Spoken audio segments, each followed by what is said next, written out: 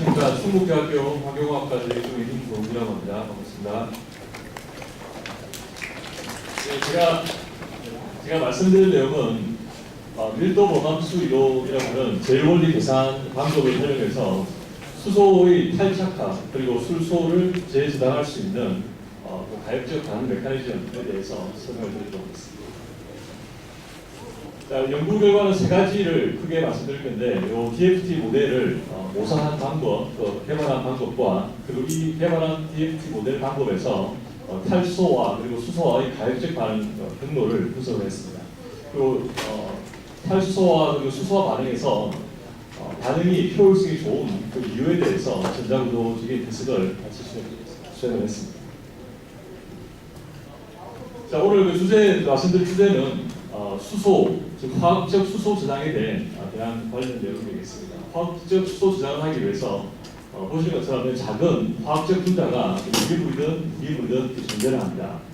화학적 작은 분자가 수소를 이렇게 받아들임에 따라서 수소를 저장하게 되고 또 적절한 상황이 주어지게 되면 수소를 탈착하게 돼요. 이러한 저장과 탈착의 이러한 반응에 쓰이는 그런 후보물질들이 무기물, 유기물 많이 있습니다. 그 중에 특히 관심을 가지는 게 포메이트인데, 포메이트가 관심을 받는 것 중에 이유가 가역적인 반응이 가능하다는 것이 이런 다른 고용량의 수소 저장 에너지 효력보다 장점이 있다고 말씀을 드릴 수가 있습니다.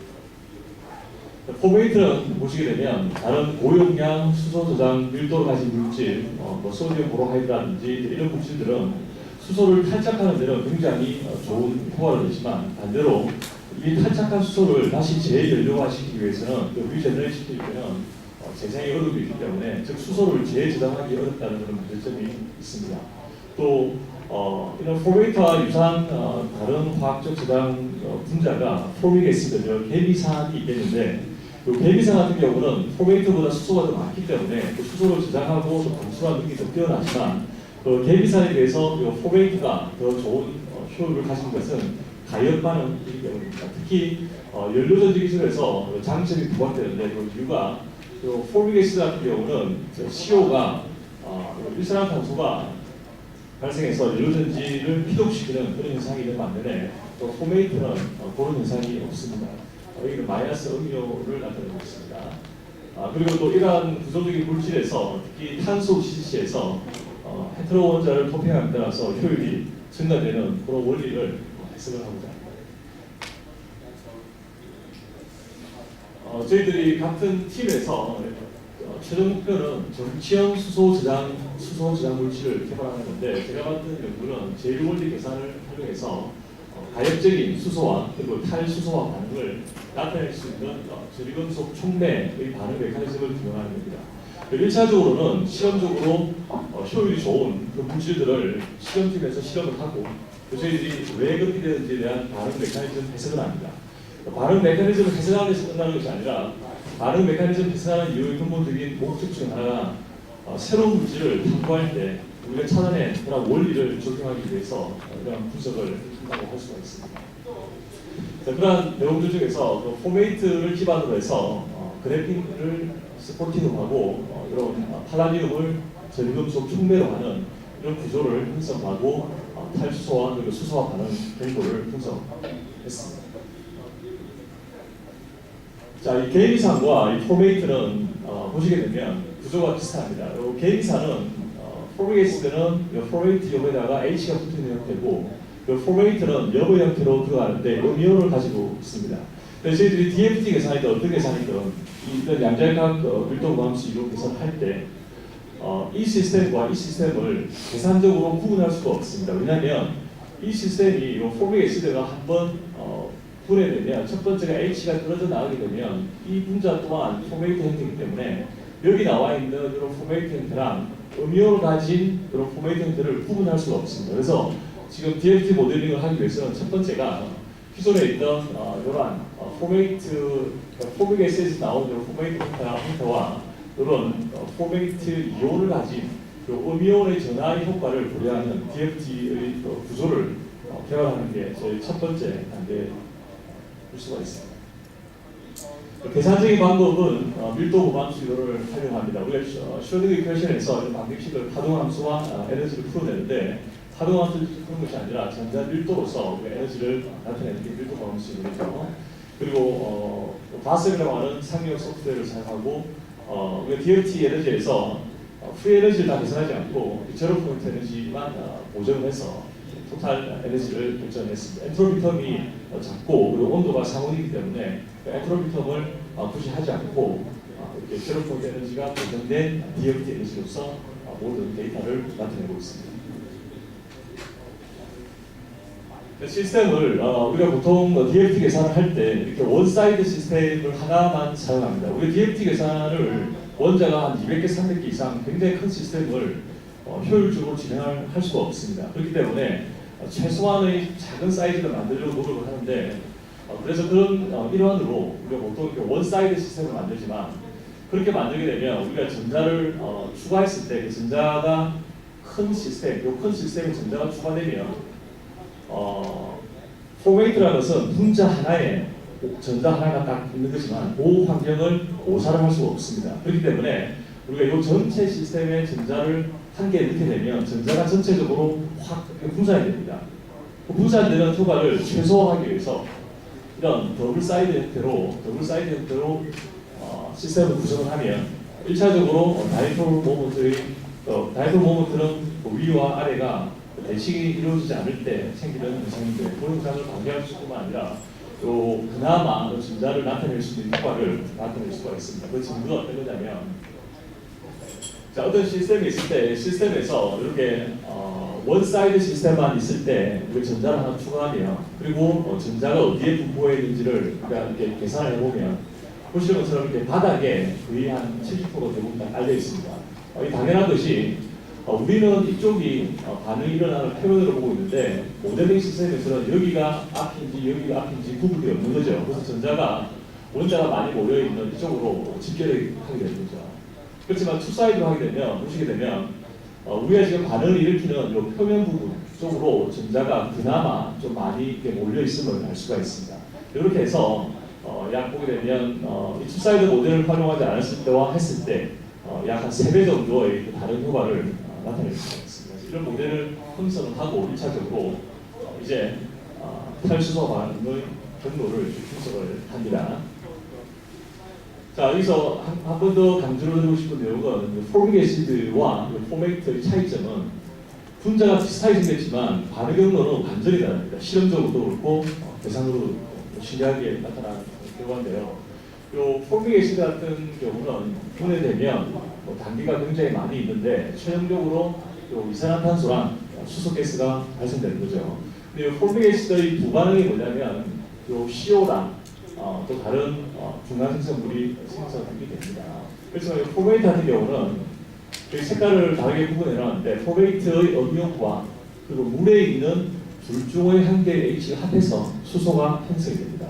이게 저희들 같이 연구하는 팀에서 실제로 실험을 한 결과고 그리고 저희들이 DFT 계산 결과를 했을 때도 그런 현상을 잘 묘사할 수가 있었습니다. 자, 보시게 되면 복잡하게 보이지만 출발점에서 이렇게 쭉쭉 반응 경로를 따라갑니다. 그래서 한 가지 말씀드리고 싶은 내용은 이 포메이트가 이렇게 화학 반응을 일으키면 H가 떨어지고 OH가 붙게 됩니다. 그 과정이 있어서 최종적으로 이런 바이카보네이트 형성이 되는데 실험적으로는 H가 먼저 떨어지는지 OH가 먼저 떨어지는지를 알 수가 없습니다. 그렇지만 DFT 계산을 통해서 보면 에너지 비율을 보면 H가 먼저 떨어지고 나중에 OH가 합창하게 되는 그런 메커니즘을 알 수가 있습니다. 그리고 더욱이 보시게 되면 여러분 음이온을 저희들이 고려했기 때문에 이 반응에서 지금 이렇게 포믹 애시드가 가질 수 있는 이산화탄소와 수소가 발생되는 반응보다 이런 바이카보네이트 형성되는 이 반응이 더 안전한 반응인 걸 우리가 알 수가 있습니다. 실제 실험한 팀에서 실험을 수행을 하고 이런 메커니즘들을 모사했습니다. 그 모사해서 반응을 탈수소 반응에서는 시작점이 먼저 보시게 되면 이렇게 포메이트가 음이온으로 들어갑니다. 그러면 촉매에 협착하게 되겠죠. 촉매에 협착하게 되면 이렇게 이쪽으로 바이카보네이트이 빠져나오게 됩니다. 바이카보네이트이 빠져나오고 수소가 다시 탈착하게 되는 이런 메커니즘 또 고역 메커니즘을 이렇게 모식도로 나타내고 있는데 실험만으로는 완전하게 알 수 없는 부분이 있기 때문에 DFT 계산을 같이 공략을 해서 이 모식도를 조금 수정을 하면 업데이트를 하면 실험팀에서는 뭐이 구조가 제일 안정하다고 이렇게 예상을 하지만 실제로 계산해 보면 이 구조가 아니라 앞에서 보여줬던 것처럼 산소 두 개가 촉매 표면에 부착되어 있는 그 구조가 더 안정한 구조인 걸 알 수가 있고 또 보게 되면 실험에서는 H가 떨어지고 OH가 붙는 게 동시에 보여질 수 있지만 DFT 계산에서는 연력학적으로 H가 먼저 떨어져야지 그 다음에 OH가 붙을 수 있는 그 메커니즘들이 됐을 거를 할 수가 있습니다.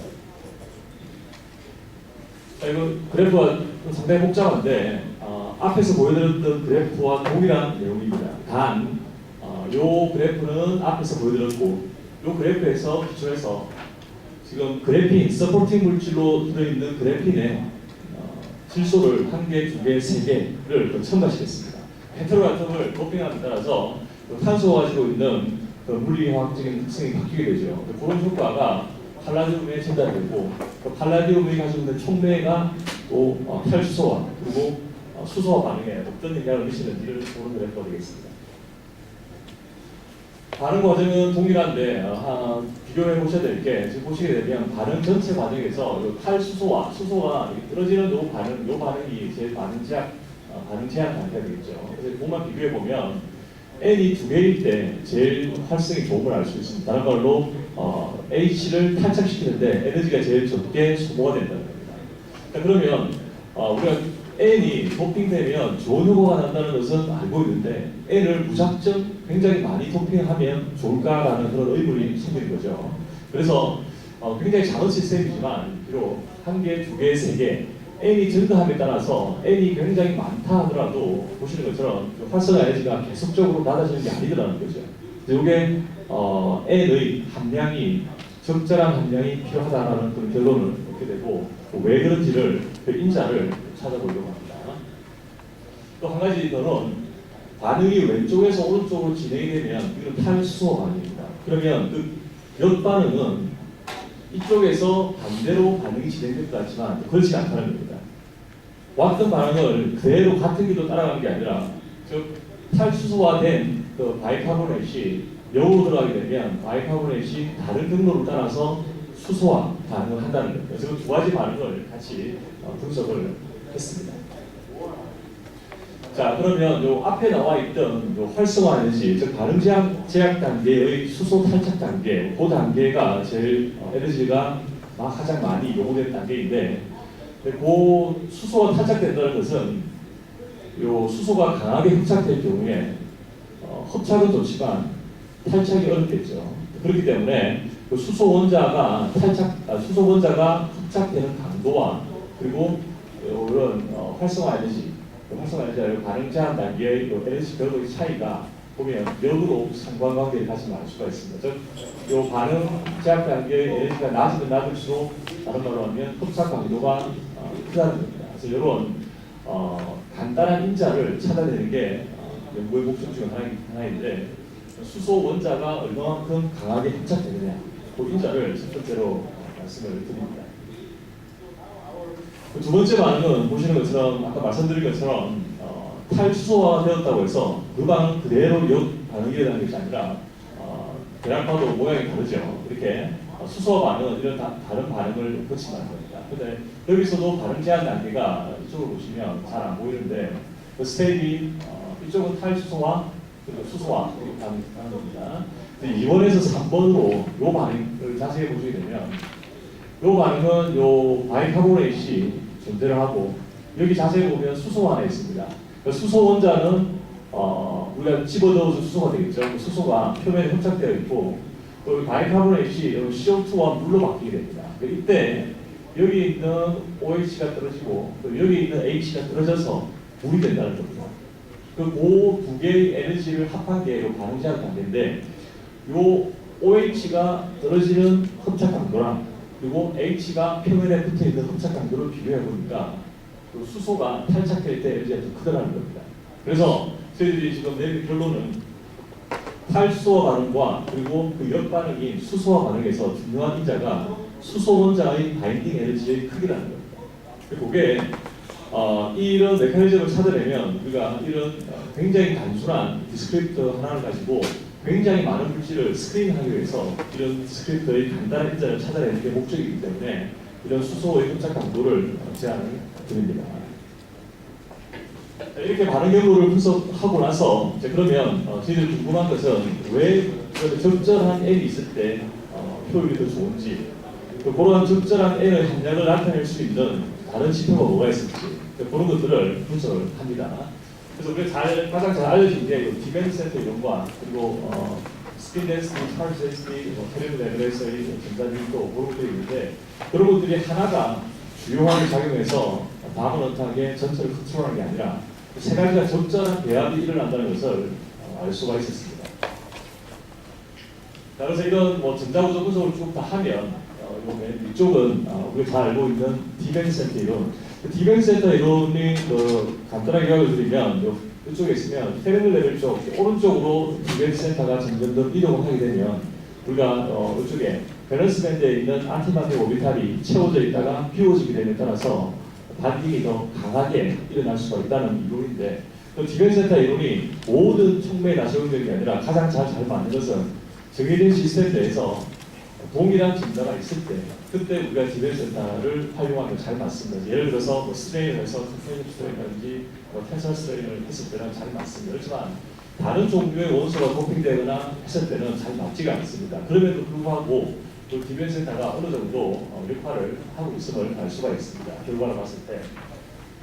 그리고 조금 다르게 분석한 내용이 스핀 덴시티라는 건데 스핀 덴시티는 우리가 스핀 덴시티는 스핀이 업하고 다운이 있죠. 여기에 보시게 되면 여기 스핀 위에가 업이고 다운인데 스핀 다운이 마이너스 의미가 아니라 스핀 업 다운은 플러스 마이너스 의미가 아니라 다 양수인데 그 스핀 다운을 보기 좋게 하기 위해서 이렇게 마이너스로 표기를 한 겁니다. 그래서 이 스핀 덴시티라는 것은 스핀 업과 다운을 뺐을 때 그 차이를 스핀 덴시티라고 얘기를 하고 이 스핀 덴시티가 0이라는 것은 그 위에랑 밑에 스핀 업과 다운이 시메트리가 대칭이 정확하게 이루어지는 것을 우리가 스핀 덴시티가 0이라고 합니다. 그때 자성이 없습니다. 멜로닉 프로퍼티가 존재하지 않는 거고 이렇게 보시게 되면 스핀 덴시티가 존재한다는 것은 자성이 존재를 한다는 겁니다. 그 근본적인 원인은 기본적으로 우리가 지금 칼본 반딩에 베이컨시를 만들기 때문에 언페어드 일렉트론이 맹글링 반드가 카본에 존재하기 때문에 그로 인해서 스핀 덴시티가 나게 됩니다. 한 가지 중간 지표가 요 스핀 덴시티의 요 모양을 보시면 크고 작지요. 요 경향이 효율과 직접적으로 영향을 미친다는 겁니다. 스핀 덴시티에 따라서 수소 바인딩의 강도가 달라지게 되고 이게 달라지니까 전체적으로 효율이 달라진다는 겁니다. 그래서 스핀 덴시티는 우리가 수치화시켰는데 이거는 기존에 있던 방법은 아니지만 저희들이 앞에서 봤던 요 그래프를 수치화시키기 위해서 플러스 마이너스를 구분하지 않고 모든 것을 다 더했습니다. 더했을 때 보시게 되는 수치가 확실하게 n이 두 개 있을 때 스핀 덴시티가 가장 낮음을 알 수가 있습니다. 우리가 흔히 알려진 게 스핀 덴시티와 일렉트론 차이가 많으면 많을수록 액티비티, 흡착 강도가 높아진다는 것을 기본적으로 우리가 알고 있기 때문에 스핀 덴시티가 낮다는 것은 다른 말로 하면 n이 두 개 있을 때 스핀 덴시티가 작다는 말은 수소를 흡착하는 강도가 약하다는 거고 수소를 흡착하는 강도가 적절히 약하다는 말은 전체 반응을 제한하는 에너지적 단계를 낮출 수 있다, 즉 효율이 좋아진다는 그런 의미를 나타낼 수가 있습니다. 네, 그래서 방금은 팔라듐에 대한 즉 촉매가 직접 분자와 결합하고 접촉하고 있는 그 부분에 대한 스핀 덴시티인데 그 원인이 보시게 되면 그래피를 분석하면 보시는 것처럼 스핀 덴시티가 확실하게 낮아지는 걸 알 수가 있죠. 또 마찬가지로 디밴드 센터를 적극적으로 활용하기는 어려움이 있지만 그래도 나름대로 디밴드 센터를 봤을 때 N이 적절하게 운용되었을 때 디밴드 센터가 너무 강하지 않지만 적절한 강도의 빈도가 많이 있다는 것을 밝힐 수가 있었습니다. 네, 그래서 결론을 말씀드리면 이런 패스웨이를 이렇게 분석하는 이유는 저희들이 1차적으로는 어떤 실험에 대한 과학적 반응의 이해를 돕기 위함이고 두 번째는 이렇게 차단해 이런 값들을 활용해서 새로운 물질을 설치하고 또 스크린해내는 그런데 중요한 목적이 있다는 거 말씀드리고 요 값들을 제안을 드립니다.